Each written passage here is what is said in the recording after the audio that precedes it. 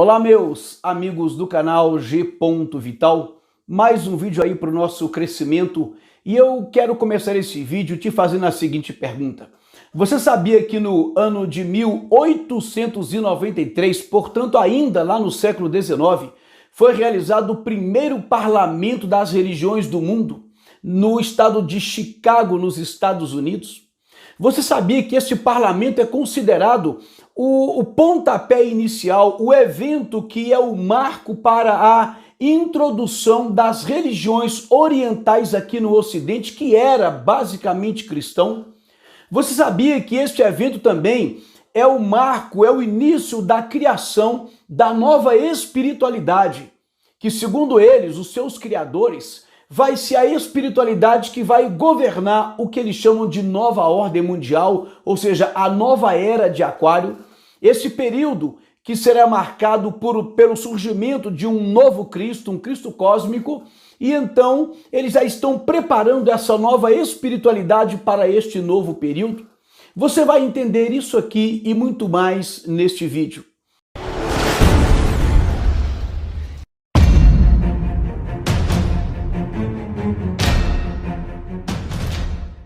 Mas eu gostaria, antes de te pedir que você compartilhe esse vídeo, que você compartilhe esse canal, compartilhe esse trabalho, me ajude aqui deixando o seu like, o seu comentário, que você possa ajudar que outras pessoas compreendam aquilo que eu chamo de os bastidores do mundo.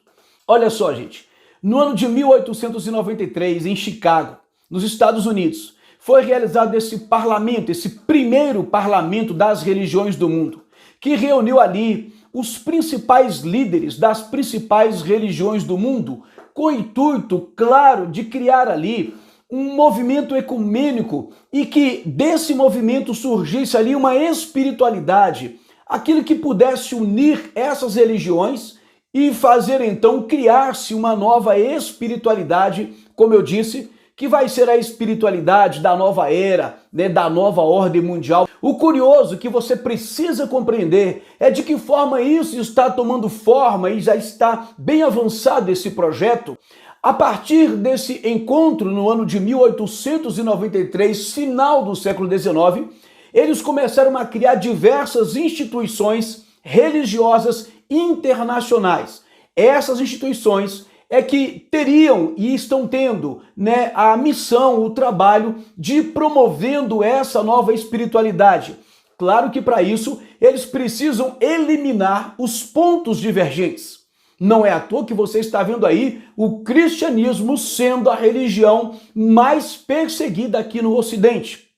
Tudo porque eles querem criar essa nova espiritualidade que eu tenho tentado aqui mostrar em vários vídeos. Eu sugiro a você que você acesse a nossa playlist Humanismo é Luciferianismo e você assista um vídeo chamado Os Mestres que Guiam a Humanidade. E você vai entender como a teosofia ela foi criada para unificar essas religiões. Então são vários passos que estão sendo dados. E então eles começaram a criar diversas instituições para que essas instituições fossem as responsáveis para que elas fossem aos poucos unificando as religiões. Olha só, eu relacionei aqui para nós entendermos as que eu digo que sejam as principais. Obviamente que essas não são as únicas, eu relacionei apenas algumas. Então vamos lá. Olha só, a Associação Internacional para a Liberdade Religiosa foi criada no ano de 1900. Depois o Congresso Mundial da Fé, no ano de 1936. E aqui o Conselho Mundial de Igrejas, criado em 1948. Pausa. Gente, vocês não têm noção da importância deste conselho. O Conselho Mundial de Igrejas é um órgão que tem feito um grande trabalho no sentido de destruir o cristianismo. É uma entidade que tem uma visão progressista de fé e ele tem os seus conselhos espalhados pelo mundo. Para você ter uma ideia, na América Latina nós temos o CLAI, Conselho Latino-Americano de Igrejas, que é ligado aqui no Brasil, por exemplo, ao CONIC, que é o Conselho Nacional de Igrejas Cristãs. O que eu queria que você entendesse é que, embora tenha um nome de igrejas, de cristãs e tudo, mas é o que eles chamam de cristianismo progressista. Não tem nada a ver com a nossa Bíblia Sagrada, com aquilo que você acredita, com os nossos artigos de fé, os nossos dogmas cristãos, transcendentais, espirituais. Eles não acreditam exatamente naquilo que nós acreditamos e que são as marcas que identificam, as crenças que identificam o cristianismo original, ortodoxo, tradicional e bíblico. Não, eles não creem nisso. Eles não acreditam em muitas das coisas que caracterizam o nosso cristianismo. O cristianismo dele é um cristianismo progressista, não tem nada a ver com o nosso cristianismo. Então, o que acontece? Esse Conselho Mundial de Igrejas, através dessas entidades latino-americanas, brasileiras e em outros países, eles vão então buscando igrejas que se filiem. Claro que essas igrejas recebem o apoio, inclusive financeiro. Por outro lado, essas igrejas elas são obrigadas a ler na cartilha desse conselho, a acreditar ou defender aquilo que eles defendem. E claro que aí o cristianismo, as igrejas cristãs, elas vão se descaracterizando e adotando um novo evangelho que vai aos poucos se aliando com esse projeto dessa nova espiritualidade.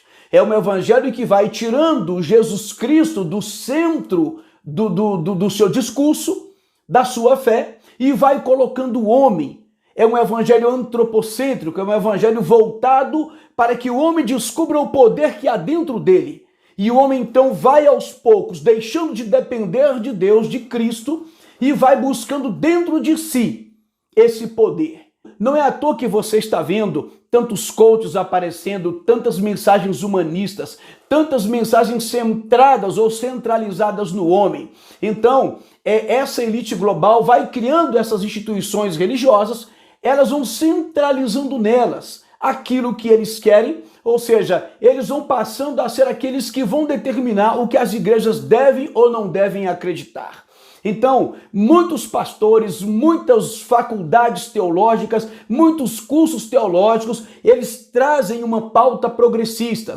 É uma pauta que está de acordo com isso que essas instituições querem. Não tem nada a ver com a Bíblia Sagrada.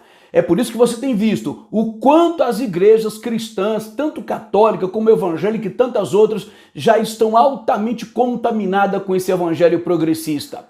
Vamos lá. Então nós temos também o Templo da Compreensão, criado em 1960. E temos aí também a Conferência Mundial sobre Religião e Paz, criada em 1970. Mas o curioso, para você entender como isso é um passo a passo, que no ano de 1893, no século XIX, foi criado o primeiro parlamento das religiões do mundo. Depois eles foram criando essas instituições, foram fazendo diversos encontros, conferências, e assim foram unindo e chamando muitos pastores, muitos padres, e fazendo o seu trabalho ecumênico para essa nova espiritualidade. E aí, no ano de 1993, foi realizado o segundo parlamento das religiões do mundo. Observem, 100 anos depois. Então, no centenário do primeiro parlamento, foi criado o segundo parlamento, e aí, nesse segundo parlamento, eles criaram aquilo que eles chamaram de uma ética religiosa global. Perceba, eles então se reúnem agora, isso foi trabalhado durante muitos anos, mas neste segundo parlamento eles criaram uma ética religiosa.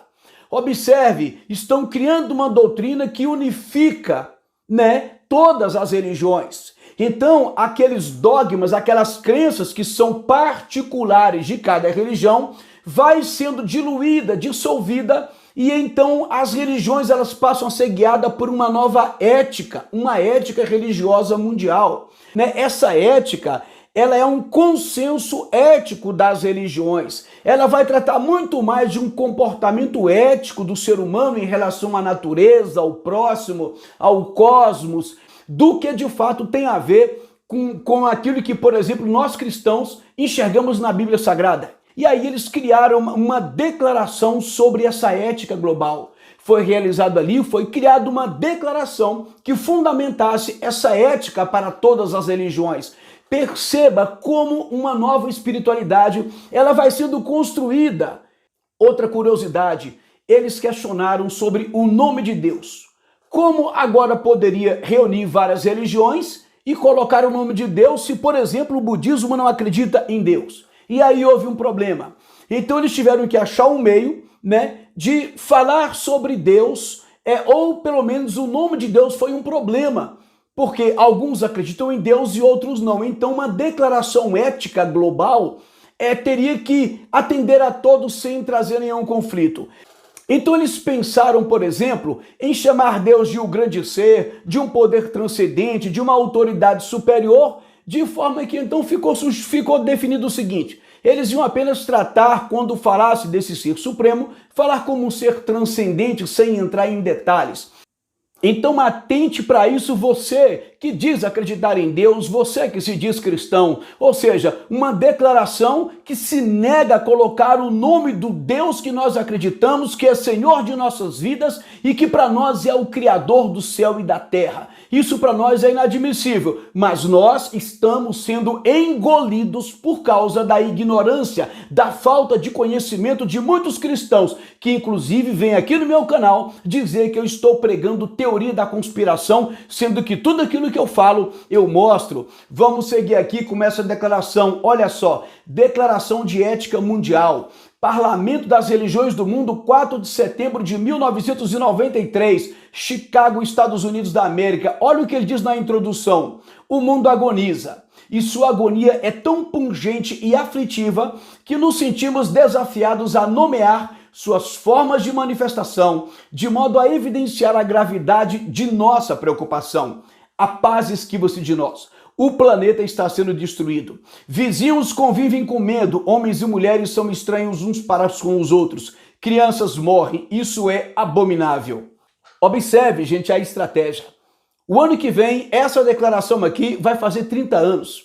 E há 30 anos atrás eles já estão dizendo que o mundo está acabando, o mundo está sendo destruído. Ou seja, eles começam colocando para nós o pavor. Quando eles impõem o medo, obviamente que as pessoas passam a se assustar e a aceitar a solução. Então essa declaração, ela começa dizendo que a necessidade dela é por causa da destruição que o mundo está passando. Quando você assistir ao meu vídeo sobre o Templo da Compreensão, acesse lá a nossa playlist, o Templo do Entendimento, a playlist Humanismo e Luciferianismo, você vai ver que o Templo da Compreensão foi criado justamente com esse mesmo discurso. A necessidade de um templo porque o mundo está em perigo. Assista lá para você ver e sempre a estratégia é a mesma. Vamos seguir com essa declaração. Observe aqui, ponto 1. Não há nova ordem mundial sem uma ética mundial. Você está lendo aqui com seus próprios olhos? Não há nova ordem mundial sem uma ética mundial. Ele está dizendo aqui nessa declaração que é necessário uma ética mundial para que se haja uma nova ordem mundial. É aquilo que eu disse. É o fim das religiões, é o fim das particularidades, das individualidades de cada região, principalmente do cristianismo, para que se possa estabelecer uma nova ética mundial. Essa ética mundial religiosa é que vai guiar essa nova ordem mundial, esse novo mundo, essa nova era. Porque aquilo que foi construído, esse mundo que nós achávamos que tinha sido Deus que tinha construído, eles estão rompendo com o passado e construindo essa nova ordem para essa nova era. Só não acredita quem não quer. Eu estou te mostrando um documento. Pesquise para saber se isso aqui é invenção minha ou não. Vamos lá. Olha o que ele diz aqui. Os princípios de uma ética mundial. Nosso mundo atravessa uma crise fundamental, uma crise da economia mundial, da ecologia mundial e da política mundial. Ponto. De novo, problema. De novo, assustando. De novo, o medo. É de ordem econômica, ecológica e política. Obviamente, se o mundo passa por uma crise mundial, logo, então, o mundo precisa de uma solução mundial, de um governo mundial. Essa é a lógica que eles seguem. Vamos lá. E aí, aqui eu quero te mostrar, principalmente para aqueles que me acusam de estar pregando teoria da conspiração, eu quero te mostrar esse livro. Eu já falei dele em outro vídeo, mas observe aqui esse livro. O livro é de Robert Miller.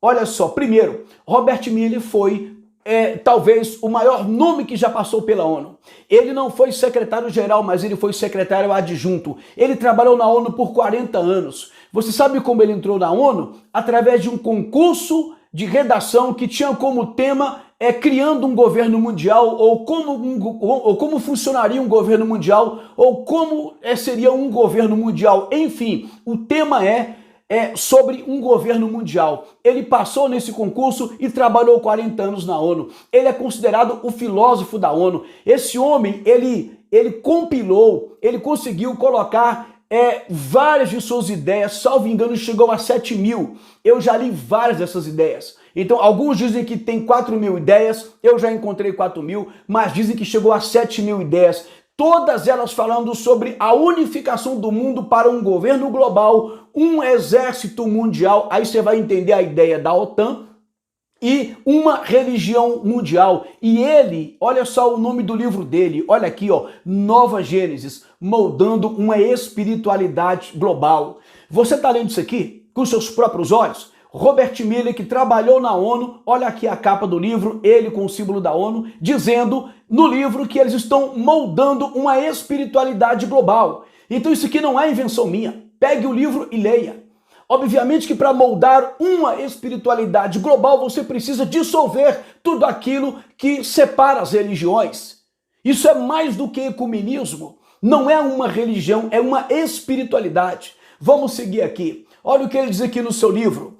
A nova religião mundial deve se basear nas verdades que têm sobrevivido ao teste dos séculos.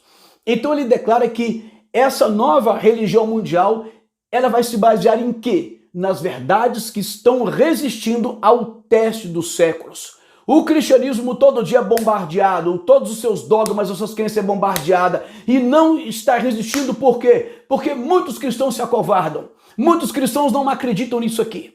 O que está resistindo? Quais são as verdades que estão prevalecendo hoje? São as verdades relativizadas. E são essas que vão moldar a nova religião, é o que ele está dizendo. Seguindo aqui, elas estão constantemente, essas verdades que estão prevalecendo. Elas estão constantemente tomando forma, veja bem, tomando forma no pensamento humano. E por elas as Nações Unidas lutam. Gente, vocês estão vendo isso aqui, estão lendo aqui com seus próprios olhos. Ele está dizendo que as verdades que prevalecerão e que essas verdades estão moldando o pensamento humano, estão tomando forma no pensamento humano, é por essas verdades que as Nações Unidas lutam. Ele está dizendo que as Nações Unidas lutam por essa verdade, logo a ONU não é o que você pensa. A ONU é uma entidade, um organismo secreto ocultista. Aqui nesse canal tem muitas pessoas que são ateístas, que são esotéricas, que são ocultistas, que são católicas, protestantes, evangélicas, enfim. Mas eu queria que você entendesse que a ONU, ela usa aquilo que ela pode para unificar as religiões, para dominar, para governar, para criar um governo global. E como cristão eu digo, isso para mim é a plataforma, é o caminho. Eles estão pavimentando aquilo que vai ser o governo do anticristo. Não há mais dúvidas disso. Vamos ler aqui. O meu grande sonho, olha aqui para você que me acusa de teoria da conspiração, o meu grande sonho pessoal é conseguir uma aliança eficaz entre todas as principais religiões e as Nações Unidas. Então você está vendo que a ONU ela está trabalhando para realizar o sonho de Robert Miller. Um sonho que ele já vem trabalhando há muito tempo e esse sonho já está quase que concretizado. Eu disse agorinha que Robert Miller, ele reuniu todas as suas ideias, né? Ele fez um trabalho, eu já li várias e várias dessas ideias. Na ideia de número 76, de 24 de setembro de 94, olha o que ele diz aqui. Eu oro, pausa. Quando ele ora, não é para o Deus que você pensa, o Deus bíblico, o Deus do judeu, o Deus dos cristãos, não. Ele não crê nesse Deus. Mas vamos lá. Eu oro para que, como resultado do centenário do Parlamento das Religiões do Mundo, em Chicago, em 1993, pausa, você está entendendo? Eu não disse que houve o primeiro parlamento em 1893, eu não disse que no centenário, ou seja, com 100 anos, foi realizado o segundo parlamento de 93, que criou a Declaração de Ética Religiosa Mundial. Então ele está dizendo que ora para que, como resultado desse segundo parlamento de 93, olha o que ele quer como resultado. Ele diz aqui, ó, em 93, seja criada uma religião unida, ou parlamento religioso permanente, ou agência espiritual das Nações Unidas. Veja bem, ele está orando para que, como fruto desse segundo parlamento de 1993, seja criada uma religião unida. E você ainda não acredita que a ONU está por trás de tudo isso? E é por isso que os cristãos, principalmente, têm sido perseguidos em suas ideias. Porque tudo aquilo que a gente defende se torna de alguma forma um crime, uma perseguição, uma intolerância, algo parecido. O que eles vão fazer é minar tudo aquilo que possa impedir a criação dessa nova religião, dessa nova espiritualidade global. O que eu te mostro aqui, acho que é suficiente para pelo menos você pensar no assunto com mais seriedade. Espero que esse vídeo tenha te ajudado. E peço, como sempre termino os meus vídeos, que Deus abençoe a todos.